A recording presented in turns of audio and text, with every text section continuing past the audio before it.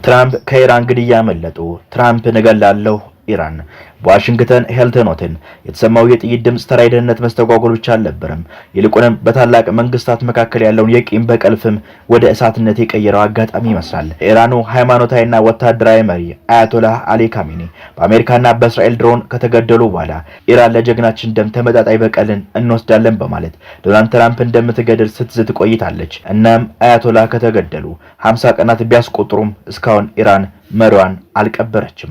በቅርቡ ደግሞ የኢራን ባለስልጣን ትራምፕ እንደ ካሚኒ እንገላቸዋለን በማለት የዛቻ ቃላቸውን ካሰሙ ከጥቂት ቀናት በኋላ በዋሽንግተን እምብርት ላይ ይህ የግድያ ሙከራ ተፈጽሟል። ምሽቱ ለጋዜጠኞች ክብር የተዘጋጀ ደማቅ የራት ግብዣ የነበረ ቢሆንም በኢራን የዛቻ ጥላ ስር ተከቦ ነበረ። ፕሬዚዳንት ትራምፕ በመድረክ ላይ በነበሩበት ወቅት የ31 ዓመቱ ኮል ቶማስ አለን የጥይት ናዳ ከፍቷል። ትራምፕ ባለፉት ዓመታት ለሶስተኛ ጊዜ የህይወታቸው አስጊ የሆኑ ጥቃት ሲሰነዘረባቸው ይህ ሙከራ ግን ከውጪ ሀገር ከሚመጣ የተቀናጨ ዛቻ በፔንታገን ውስጥ በተፈጠረ መከፋፈል በአሜሪካውያን ተቃውሞ ወዳጆቻቸው በትራምፕ የአእምሮ ጤንነት ላይ ስጋት ባሳደሩበት ጊዜ ጋር ተደማምሮ መምጣቱ ጉዳዩን እጅግ አሳሳቢ ያደርጓል። በአሁኑ ወቅት የትራምፕ አስተዳደር እያናወጠ ያለው እጅግ አስገራሚ ድምጽ ከሩቅ ጠላቶቻቸው ሳይሆን በቅርብ ከከበቧቸው የትላንት ወዳጆቻቸው የሚመጣው የተቃውሞና የጥርጣሬ ማዕበል ነው።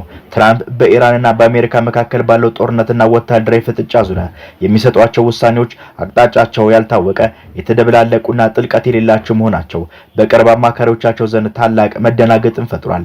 ይህ ግራ የተጋባ አመራር በቤተ መንግስቱ ኮሪደሮች ውስጥ በሹክሹክታ ሲነጋገር የነበረውን ስጋት በአደባባይ አሁን መውጣት ጀምሮታል።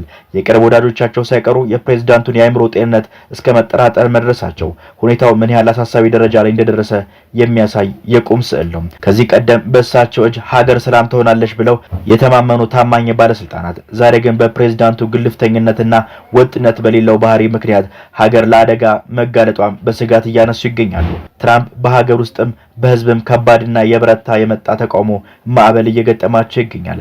በርካታ አሜሪካውያን በፕሬዝዳንቱ አምባገነናዊ አካሄድና ህገ መንግስታዊ ስርዓቱን በሚንድ እርምጃቸው በመመረር አደባባይ መውጣት መርጠዋል። እነዚህ ተቃዋሚዎች የፕሬዝዳንቱ ስልጣን ያለአግባብ የመጠቀም አዝማሚያ በጥብቅ በመቃወም እኛ ንጉስ አንፈልግም በሚሉ መፈክሮችን በማንገብ ቁጣቸውን እያሰሙ ይገኛሉ። ከተቃውሞቹ በስተጀርባ ያሉት ምክንያቶች ደግሞ ይበልጥ አሳሳቢ ናቸው።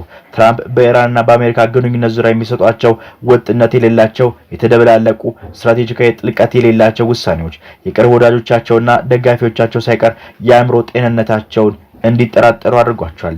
ይህ የአመራር ብቃት ጥያቄ ፕሬዝዳንቱን ሀገሪቱን ወደ አላስፈላጊ ግጭቶች ሊመሩ ይችላሉ በሚል ስጋት ፈጥሯል። በተጨማሪም በትራምፕ በየጊዜው በፔንታጎን ወታደራዊ መሪዎች ላይ የሚወስዱት የበቀል እርምጃን የመሰለ የማሰናበት እርምጃዎች የሀገሪቱን ብሔራዊ ደህንነት ተቋም እያዳከመ እያፈራረሰው ነው የሚሉ ከፍተኛ የወታደራዊ መኮንኖች ዘንድ ተደጋጋሚ ትችት እያስተናገዱ ይገኛሉ።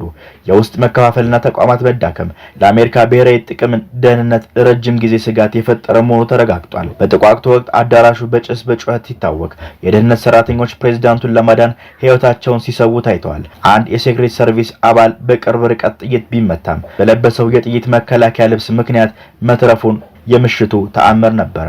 ፕሬዝዳንት ዶናልድ ትራምፕ ከጥቃቱ በኋላ በሰጡት መግለጫ የአሜሪካ ፖለቲካ በውስጥም በውጭም በሚወጡ ጠላቶች እየተከበበ መሆኑን ጠቁሞ በዚህ የበለጠ አደገኛ ሙያ የለም በማለት የደረሰባቸውን የሞት አደጋ ሙከራ ክብደት ገልጸዋል። ይህ ክስተት በ1981 ሮናልድ ሬገን ጥቃት በተሰነዘረባቸው በዚህ ታሪካዊ ሆቴል መደገሙ ታሪክ ራሱን በደም እያደሰ መሆኑን ያሳያል።